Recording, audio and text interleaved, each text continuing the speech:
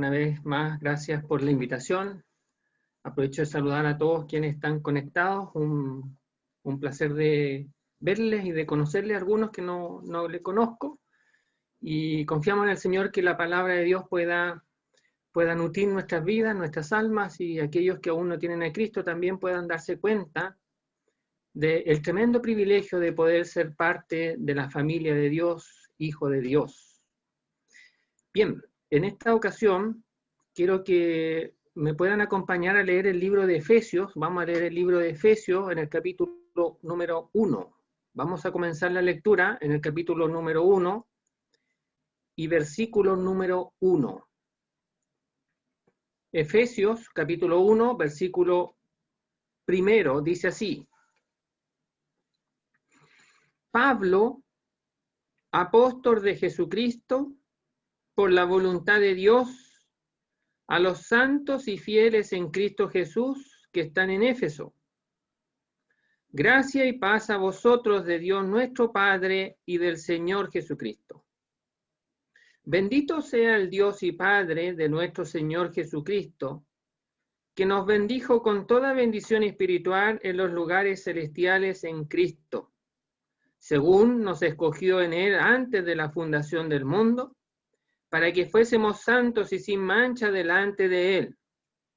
En amor, habiéndonos predestinados para ser adoptados hijos suyos por medio de Jesucristo, según el puro afecto de su voluntad, para alabanza de la gloria de su gracia, con la cual nos hizo aceptos en el amado, en quien tenemos redención por su sangre, el perdón de pecados según las riquezas de su gracia, que hizo sobreabundar para con nosotros en toda sabiduría e inteligencia, dándonos a conocer el misterio de su voluntad según su beneplácito, el cual se había propuesto en sí mismo de reunir todas las cosas en Cristo, en la dispensación del cumplimiento de los tiempos, así las que están en los cielos como las que están en la tierra. En él, asimismo, tuvimos herencia, habiendo sido predestinados conforme al propósito del que hace todas las cosas según el designio de su voluntad, a fin de que seamos para alabanza de su gloria, nosotros los que primeramente esperábamos en Cristo.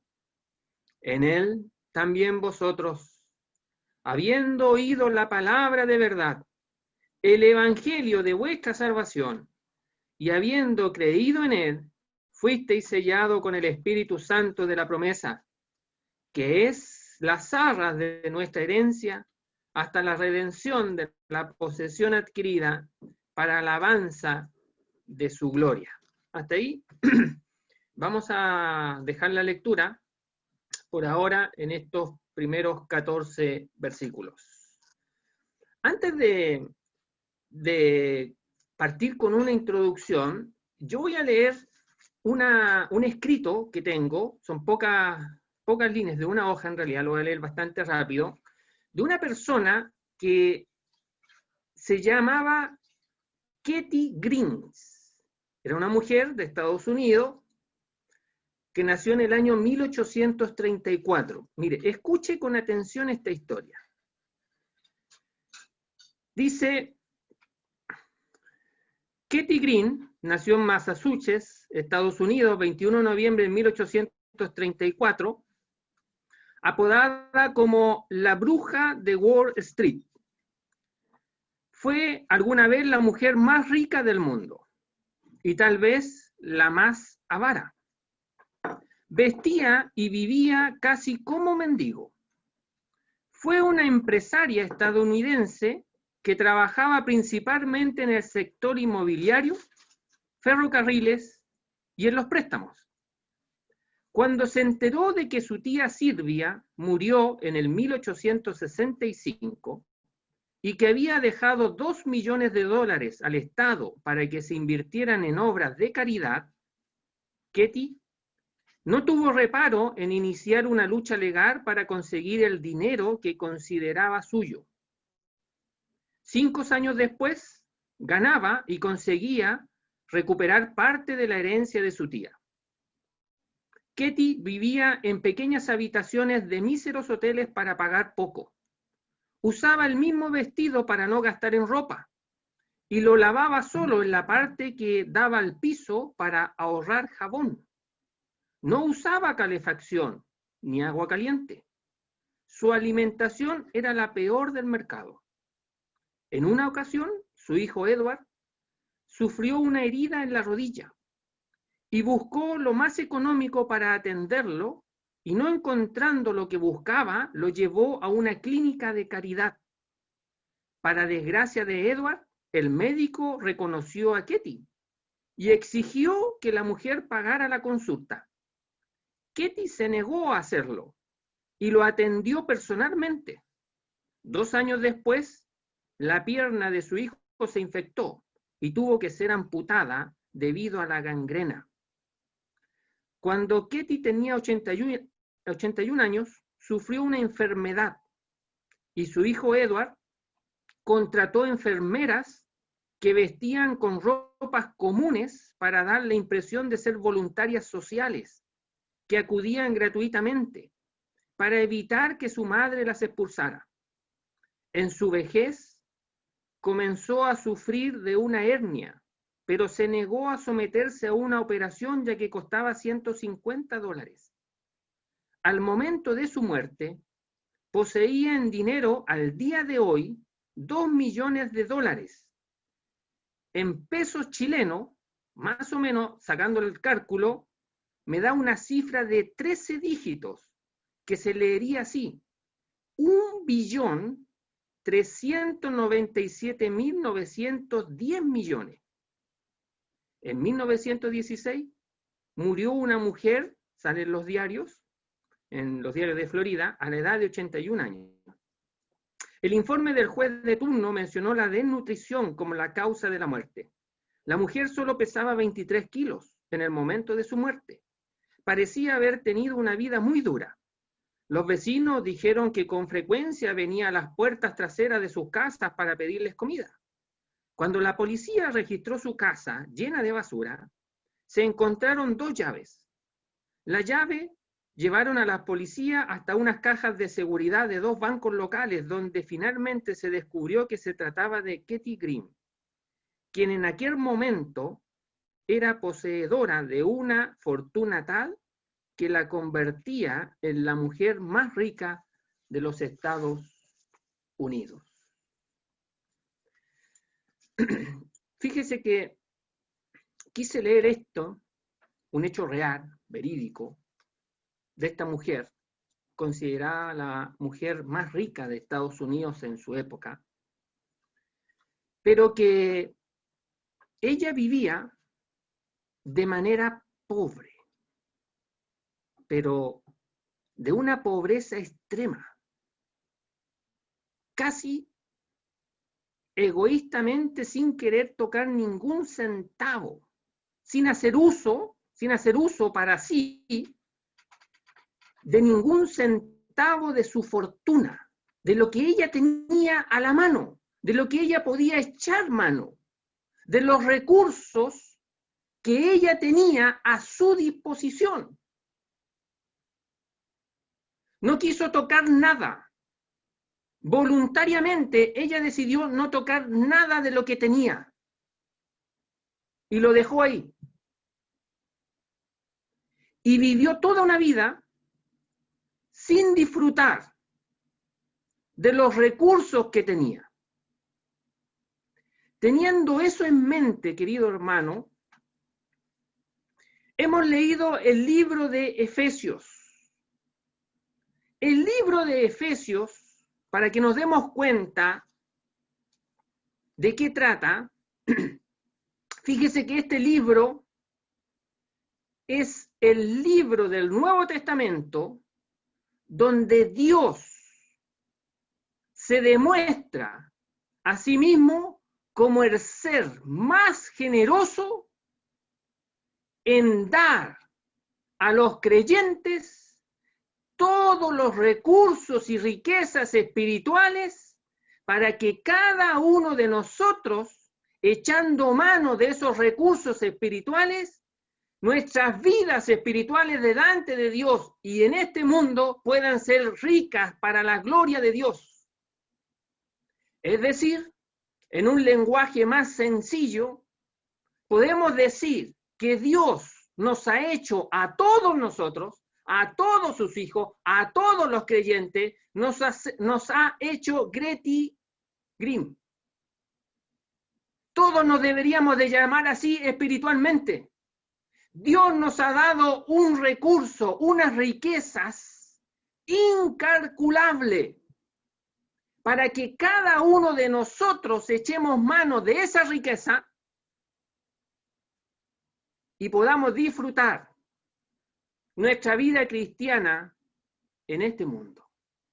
Ahora, lo terrible, hermano, y lo penoso, es que a veces nosotros nos comportamos como esta mujer que hemos leído, que sabiendo lo que Dios nos ha dado, no echamos mano de esas riquezas espirituales. No queremos tocar nada y quedan ahí guardadas sin nunca que yo acuda a donde están todas esas riquezas y me la apropie para mi vida cristiana. Y eso, hermano, es vivir como esta mujer. Teniéndolo todo, vivimos pobremente y vivimos desnutridos espiritualmente hablando, sin fuerzas, sin energías para las cosas de Dios. Y el mundo cada vez más nos absorbe, nos atrae, nos arrastra y nos lleva a sus cosas.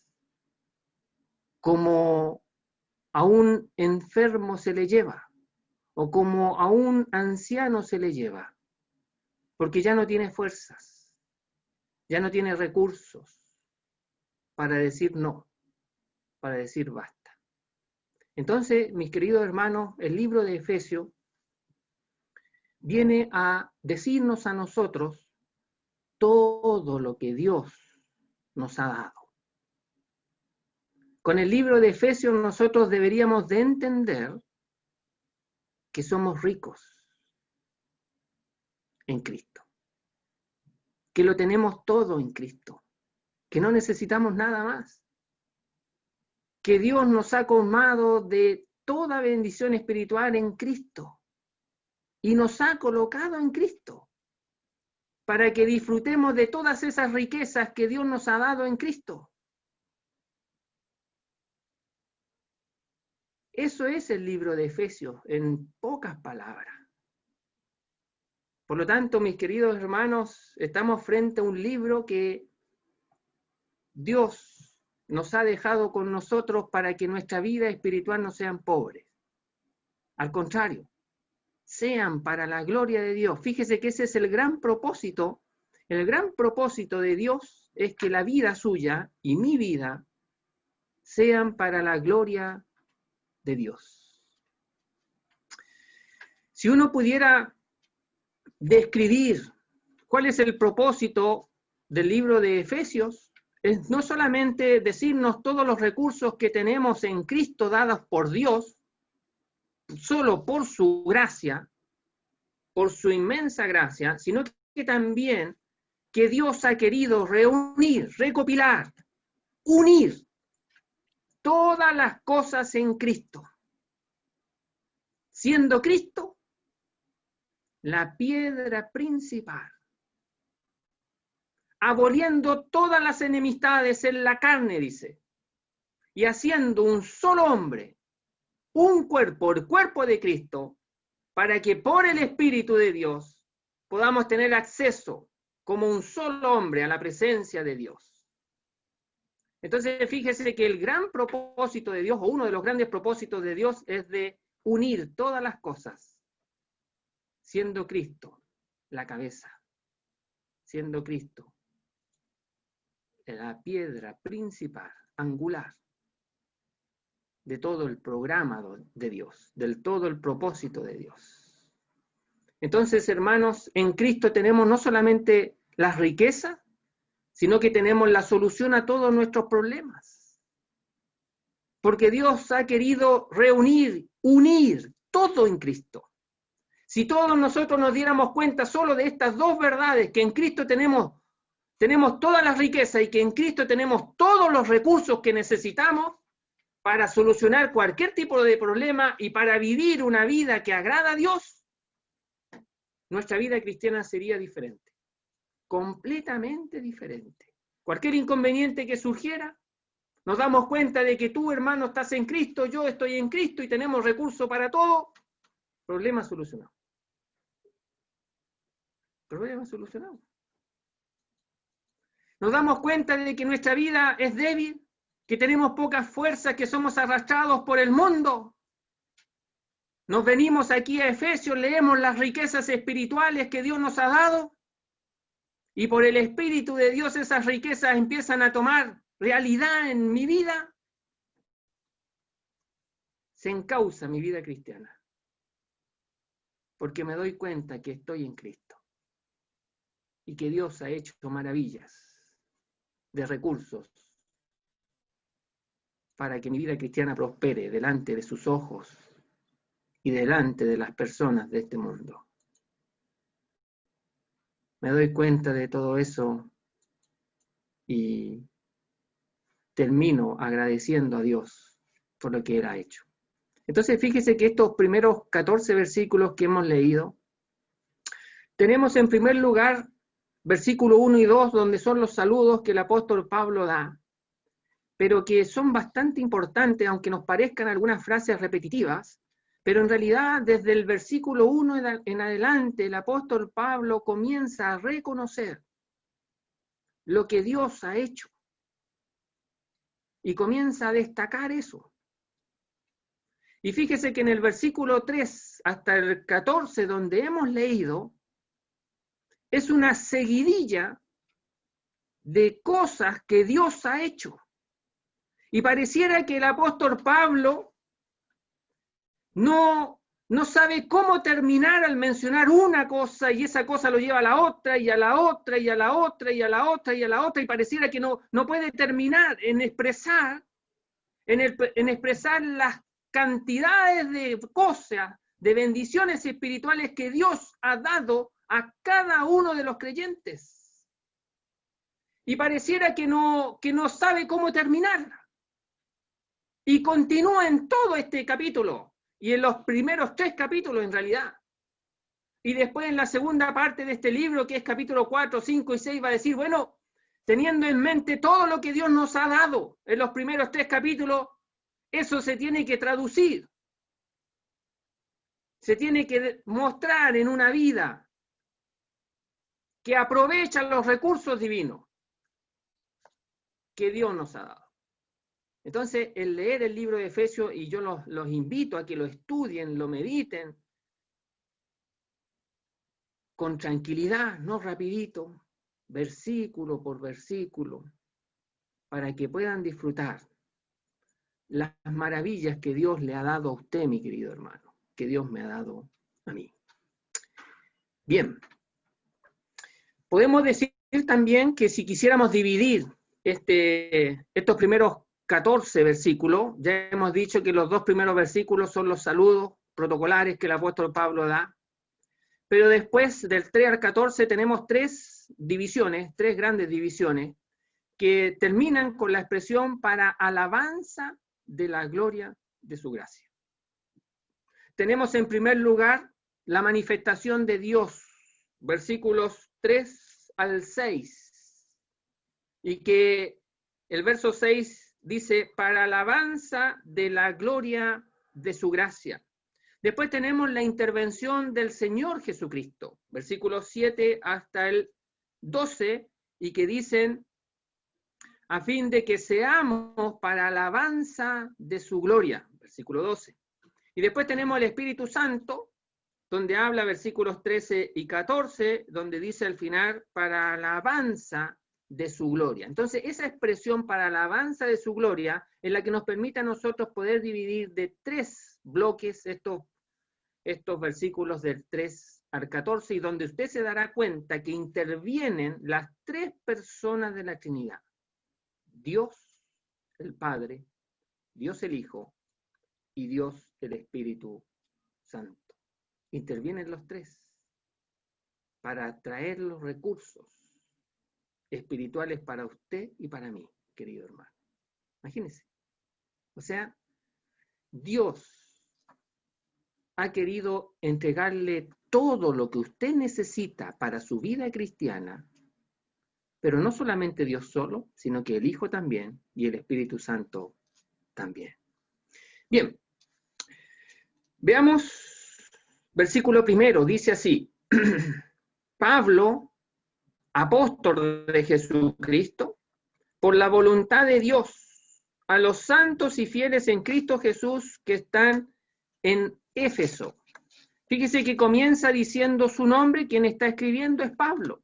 Ahora, es interesante que nos demos cuenta que este escrito es llamado de las cartas del cautiverio de la prisión.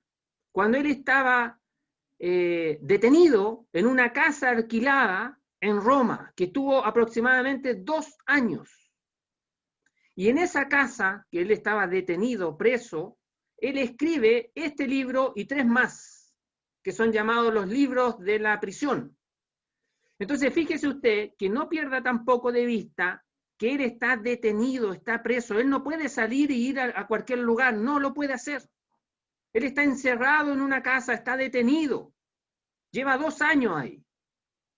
Y él escribe este libro y expresando esto: Pablo, apóstol de Jesucristo, por la voluntad de Dios. Fíjese que reconoce de quién es apóstol. Dice apóstol de Jesucristo. O sea, que su apostolado, su llamamiento y el ser enviado a una tarea específica es de Jesucristo. Jesucristo fue el que hizo esa obra de llamarlo y enviarlo. Jesucristo fue quien hizo el apostolado de él. Y aquí ya estamos viendo en el primer versículo una de las gracias, de las bendiciones que nuestro Dios y Salvador Jesucristo ha realizado aquí en el verso 1 con el apóstol Pablo. Pablo, apóstol de Jesucristo, pero agrega esta expresión: por la voluntad de Dios, mediante el deseo de Dios, mediante la voluntad soberana de Dios. Fíjese que en su conversión leemos allá en el libro de los Hechos, capítulo 9, que el Señor dice: instrumento escogido me es este. Y aquí ya tenemos en el primer versículo que la soberanía de Dios comienza a vislumbrarse, comienza a mostrarse en la vida del creyente, y aquí en forma específica, del apóstol Pablo. Diciendo Pablo, apóstol de Jesucristo, por la voluntad de Dios. Pablo, si le hubiésemos querido preguntar, fíjese usted, si no hubiésemos topado con el apóstol Pablo y le hubiésemos preguntado: usted, don Pablo, ¿usted quiere ser apóstol? Por ningún motivo. Al contrario, dice, yo estoy atacando, estoy persiguiendo a aquellos que se identifican con Jesucristo. Así que yo no quiero ser llamado por Jesucristo, yo no quiero ser parte de aquel grupo de Jesucristo. Pero ¿sabe? Dios interviene. El Señor interviene. Y cuando interviene, Pablo se da cuenta. En ese tiempo Saulo se da cuenta que estaba cometiendo un grave error, un tremendo error. Y cree en Cristo, entrega su vida a Cristo. Fíjese que Lo que hace el apóstol Pablo es que se vuelve del camino del error. No fue terco. No siguió en el error. Aparece Jesucristo, lo llama Jesucristo, y Pablo acude al llamado y congenia en una de esas maravillas que para nosotros nos cuesta un poco entender. Converge ahí la mano de Dios, la voluntad de Dios, con la respuesta del hombre, con la respuesta de Pablo. Y se unen ahí, en esa intervención del libro de los Hechos. Y Pablo dice, ¿qué quieres que yo haga? Y ahora se transforma en apóstol de Jesucristo, por la voluntad de Dios. La voluntad de Dios expresa que Pablo no lo tenía en sus planes. No tenía en sus planes ser apóstol. No se le pasaba por la cabeza eso. Pero interviene el Señor.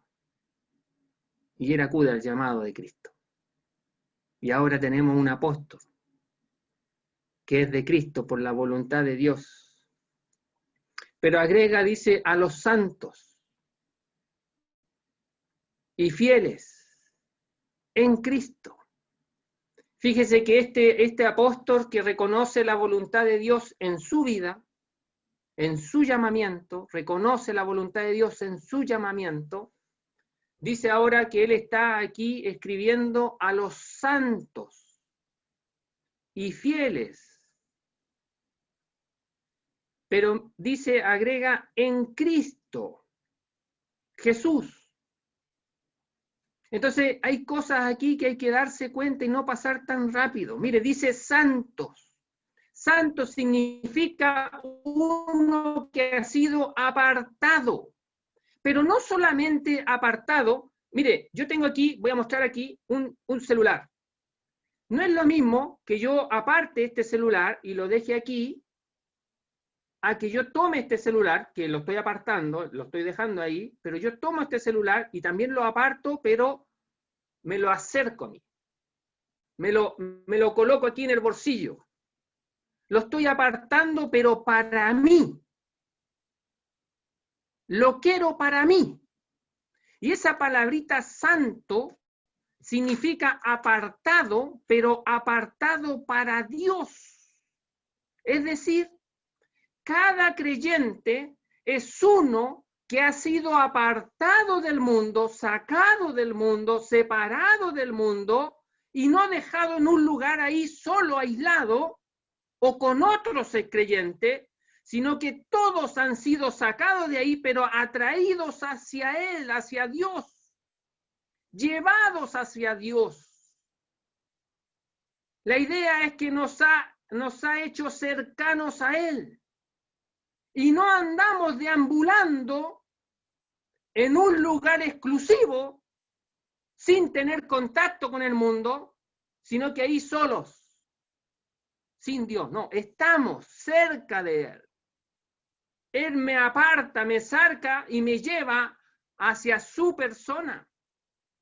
Pero agrega santos y fieles. Y la palabrita fiel significa que yo estoy adherido, pegado a Él.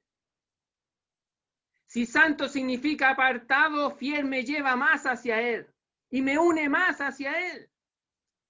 Pero dice, en Cristo.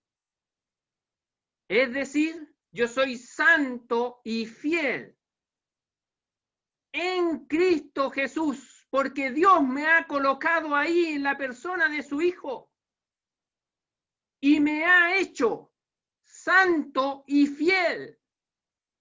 Querido hermano, mire, estas verdades tengo que leerlas y verlas como Dios las ve. Dios me ha colocado en Cristo. Dios lo ha colocado a usted en Cristo cuando creyó en Él y le hizo santo y fiel porque está en Cristo. Jesús. No me está diciendo aquí que tengo que ser santo, que tengo que ser fiel. No está diciendo eso aquí, sino que me ha dicho que soy santo y soy fiel, porque estoy en Cristo Jesús.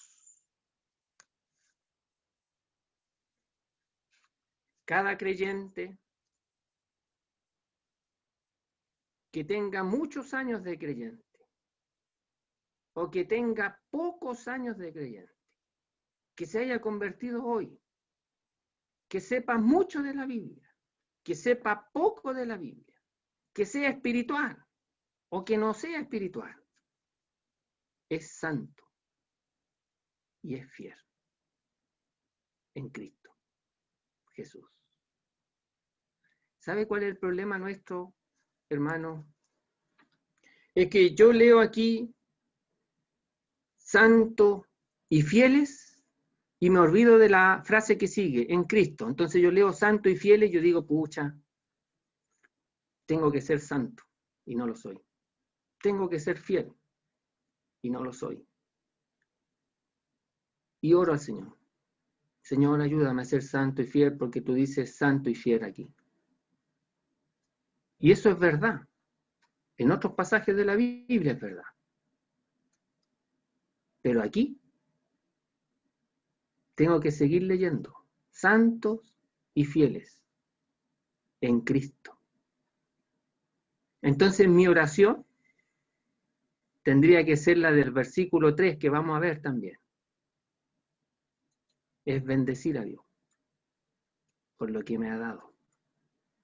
Es agradecer a Dios por lo que me ha dado. Y decirle, Señor, ayúdame a entender, ayúdame a creer más y más mi posición en Cristo, para que por el Espíritu Santo, esa realidad espiritual en mi vida, cause un impacto tal que pueda manifestar lo que ya soy por tu gracia. Pablo, apóstol de Jesucristo, por la voluntad de Dios, a los santos y fieles en Cristo Jesús, que están en Éfeso. Dice que están en Cristo Jesús y que están en Éfeso. Estos santos y fieles que están en Cristo Jesús también están en un lugar geográfico. Éfeso. Discuten aquí si esa ciudad, ese nombre de ciudad aparece o no aparece, pero la verdad es que este escrito es a los santos y fieles que están en Cristo Jesús. También están en una localidad.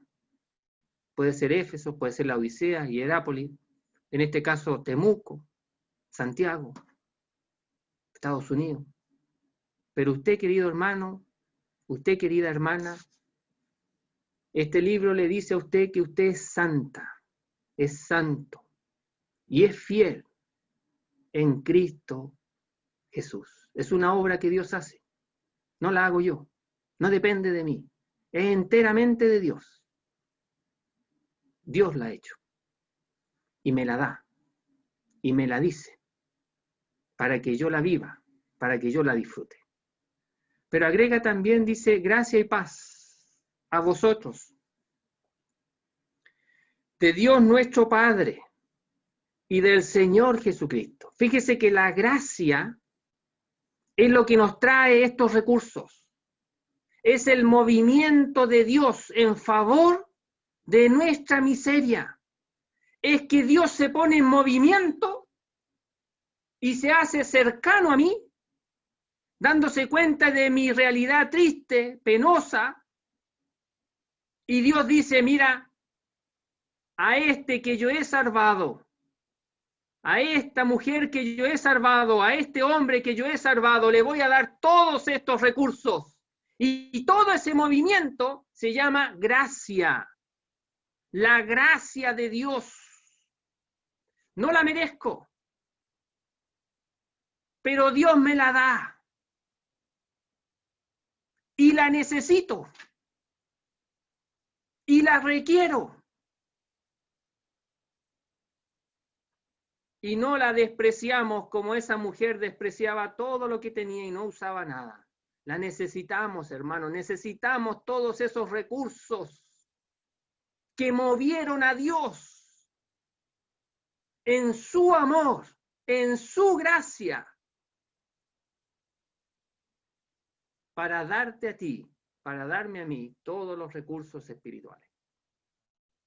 Pero agrega también, dice, gracia y paz. Y paz no solamente significa la quietud del alma, sino que también tiene que ver con una relación en armonía con Dios que permite que ese hombre y que esa mujer tenga libre acceso, sin ningún impedimento, a los recursos divinos y a la persona divina. Es algo que permite que la vía, la comunicación entre Dios y su Hijo sea expedita, sin ningún inconveniente. Y que si el día de mañana usted, querido hermano, necesita recursos espirituales, lo pida a Dios y Dios le diga, tome, ahí tiene. Son recursos que llegan en forma inmediata, que no tiene que esperar un día, porque no salió a despacho. Usted pide algo ahora, compra algo por internet y tiene que esperar días. Y le dicen, aquí tiene un código para que le haga seguimiento, para que vea usted dónde van. Y uno a veces está impaciente esperando lo que pidió porque lo necesita. Dios no es así. Usted le pide algo a su Dios y Él no le da un número de código para que vea dónde va el recurso divino. No, le dice, ahí está, ahí lo tienes. Antes que lo pida, ahí está. Estaba esperando que lo pidiera, dice Dios, pero ahí está. Lo tienes ahí al lado. Échale mano. Es para ti. Ocupa todo lo que quieras. Es inagotable. No hay ningún inconveniente. Es para ti y para cuantos más los quieran. Es tuyo, hermano. Gracia y paz a vosotros. Y agrega de Dios. Y mire esta expresión. Fíjese que cuando dice Dios, apunta a su poder soberano, su poder absoluto. No hay nadie más como Él, Dios, el soberano absoluto. Pero dice Dios nuestro Padre. O sea, ese ser soberano y absoluto que tiene todo poder, es su Padre, es mi Padre. Pablo dice aquí y él se agrega aquí, dice, nuestro Padre, el Padre tuyo y mi Padre. Es este Dios soberano, este Dios absoluto, lleno de poder, que ha actuado en mi vida y que quiere actuar en tu vida. Es tu Padre. Es nuestro Padre, hermano. El Dios que tenemos es nuestro Padre. Y cuando nos acercamos a Él, nos acercamos en esa condición de hijo. Y nos presentamos delante de este gran Dios que es nuestro Padre. Y le clamamos a Él, como un hijo le clama a su Padre, diciéndole, Padre, mira mi situación. Tú sabes lo que realmente necesito. Muchas veces yo no me doy cuenta de lo que necesito, pero tú como Padre sabes lo que necesito. Ayúdame a darme cuenta de lo que necesito. Y muéstrame lo que tú me has dado. Y Él lo hace. Pero también agrega, dice, Dios nuestro Padre y Señor Jesucristo. Y no es que sean dos fuentes distintas de la cual provenga la gracia y la paz, sino que en realidad podríamos decir es una gracia y una paz reforzada, si le pudiéramos colocar un adjetivo, un nombre ahí, reforzada, porque es de Dios nuestro Padre y del Señor Jesucristo. Jesucristo y el Padre y Dios son uno en su deidad. Y aquí se junta con esa expresión y, Señor Jesucristo. Pero Jesucristo es Señor, porque Dios le ha hecho Señor y Cristo una vez que fue levantado de entre los muertos, cuando los hombres le crucificaron y pensaron que ya se habían desasido de él. Dice la palabra de Dios en el libro de los Hechos que Dios le levanta de entre los muertos. Le dice, sepa pues ciertísimamente toda la casa de Israel, que a ese Jesús a quien vosotros crucificaste, Dios le ha hecho Señor y Cristo, y le ha levantado por sobre el lugar más alto que pueda existir. Y está a la diestra de Dios Padre como Señor, el amo, el soberano. Se identifica con esa expresión de Dios, soberano absoluto. Y agrega Jesucristo. Porque este Señor estuvo aquí, se hizo cercano. Jesús, quien salvará a su pueblo de sus pecados. Y Cristo, el Mesías. Pero sigamos, vamos a ir rapidito, solamente vamos a leer el 3 y después vamos a decir algo del verso 7 para nuestros amigos que nos acompañan. Mire, dice versículo 3, bendito sea el Dios y Padre de nuestro Señor Jesucristo, que nos bendijo con toda bendición espiritual en los lugares celestiales, y otra vez esta expresión, en Cristo. Nunca se olvide de esa expresión, en Cristo, se repite muchas veces aquí, en Cristo. Pero comienza diciendo el apóstol Pablo aquí en este versículo 3, bendito sea el Dios y Padre. Y esa expresión bendito significa, nos traducen aquí los que entienden, dice hablar bien. Y claro, nosotros entonces tendríamos que leer que aquí el apóstol Pablo lo que está haciendo es hablar bien de Dios, el Padre de nuestro Señor Jesucristo. Y uno preguntara y dijera, bueno, pero ¿por qué tú, Pablo, hablas bien de Jesucristo?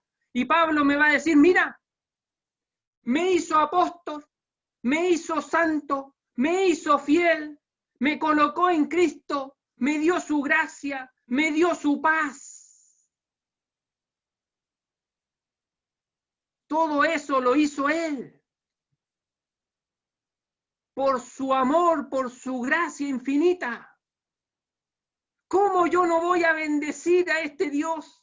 ¿Cómo yo no voy a reconocer? ¿Cómo yo no voy a alabar a este gran Dios que tenemos, que es nuestro Padre? ¿Cómo yo no voy a reconocer delante de la gente, delante de ustedes, que este gran Dios se lo merece todo, se merece toda mi gratitud, se merece toda mi exaltación, toda mi adoración? No deberíamos de tener palabras para expresar la gratitud a este gran Dios. Y solamente lo expreso así, bendito sea el Dios, o bendito sea Dios y Padre de nuestro Señor Jesucristo. ¿Has bendecido tú a Dios, hermano, hermana? ¿Has dado cuenta ese Dios que tú tienes? ¿Has podido expresarle con tus palabras? No importa que sean pocas, pero con un corazón agradecido. Gracias, Dios, por todo lo que has hecho por mí. Muchas gracias. Todavía no entiendo muchas de las cosas que tú has hecho, pero las pocas que entiendo, te doy las gracias. Querido amigo que nos acompaña, Dios no solamente ha hecho cosas por aquellos que ha salvado, sino que también ha hecho cosas por ti, para que tú seas salvo también. Voy a leer el versículo 7, dice así, en quien tenemos redención por su sangre el perdón de pecados, según las riquezas de su gracia. Fíjese que este versículo 7, querido amigo, habla de la persona de su Hijo Jesucristo. Y sabe que Jesucristo estuvo delante de la presencia de Dios y mirando nuestra vida que iba de condenación en condenación, de pecado en pecado, de ruina en ruina, de esclavitud en esclavitud. El Hijo decide un día venir a este mundo y en plena armonía con Dios el Padre y el Espíritu Santo, Él toma un cuerpo humano, igual que el suyo, igual que el mío, pero la Biblia es bien clara en decir, pero sin pecado. Y nace en este mundo como nace usted, como nazco yo, a través de una mujer, María, y de una manera nunca antes conocida, por obra del Espíritu Santo. María no fue tocada por su novio José. Por obra del Espíritu Santo queda embarazada y el hijo que iban a nacer ahí, el ángel le dice, será hijo del Altísimo y pondrás por nombre Jesús. Y agrega lo que iba a ser, porque él salvará a su pueblo de sus pecados. María tuvo que reconocer la grandeza de este gran Dios, que mirando la bajeza de su sierva, dice, se dignó a escoger a ella para que naciera el Salvador del mundo. Y Jesucristo nace, crece. Y estando en este mundo mostró con evidencias que Él era el Salvador, que Él era el Mesías. Y se presentó a la nación de Israel. Y la palabra de Dios dice, a los suyos vino. Y los suyos no le recibieron. Mas a los que creen en su nombre y a los que le reciben, Dios les da potestad de ser hechos hijos de Dios. Hubo una nación, Israel, que no quería recibir a Jesucristo el Salvador. Pero hubo personas dentro de esa nación y otras que no eran de la nación de Israel, que recibieron a Cristo, que creyeron en su nombre y fueron declaradas por Dios hijos de Él. Fíjese que aquí lo que se describe en el versículo 7, lo que hemos leído, es la obra que Jesucristo hace en favor de la humanidad, en favor suyo y en favor de todos los hombres y todas las mujeres. Si usted cree que Dios nunca ha hecho nada por usted, queremos decirle que escuche esto. ¿En quién tenemos redención por su sangre?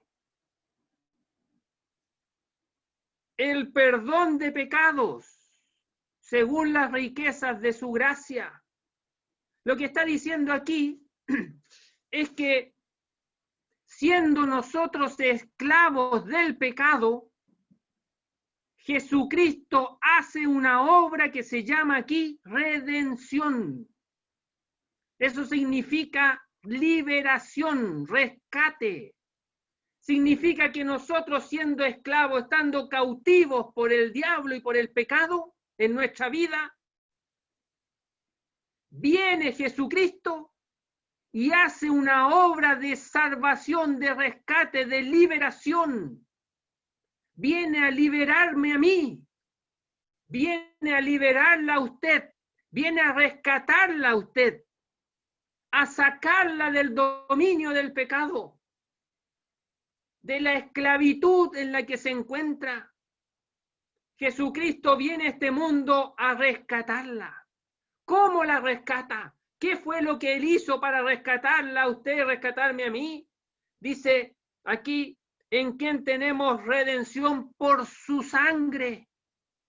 Lo que Jesucristo hizo fue dar su vida, derramar su vida en la cruz de la calavera para que usted pudiera ser rescatada de la esclavitud, del pecado, de la condenación del pecado. Jesucristo deja el cielo para venir a este mundo y buscarle a usted, buscarme a mí, para pagar su deuda, mi deuda.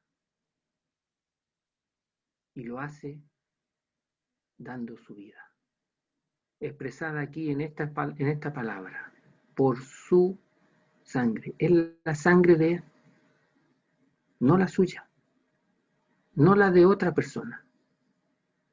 Es la vida de Él que derramó en la cruz completamente por usted. Esto lo ha hecho por amor a usted. ¿Y eso qué consigue? ¿Qué trae? Perdón de sus pecados. Si usted creyera, querido amigo, si usted creyera esta verdad, si usted creyera que Cristo vino desde el cielo a dar su vida por usted y que lo hizo, si usted creyera esta verdad, usted tendría el perdón de sus pecados. Mire lo que dice: en quien tenemos redención por su sangre, el perdón de pecados de todos, según las riquezas de su gracia. ¿Sabe lo que significa? Que Cristo tiene una gran riqueza, que se menciona aquí como la gracia. Es la riqueza de su gracia, la gracia de Cristo. Una riqueza enorme, inagotable, y que el perdón de los pecados suyos es conforme a la riqueza de la gracia de Él. Como la riqueza de la gracia de Cristo es incalculable, esto significa que Él consigue el perdón de todos sus pecados, de todos, absolutamente de todos, al dar su vida en la cruz del Calvario. Querido amigo, le invitamos para que usted, leyendo esta verdad, pueda creer en Cristo como su Salvador personal y ser salvo, tener el perdón de sus pecados. Que el Señor bendiga su palabra.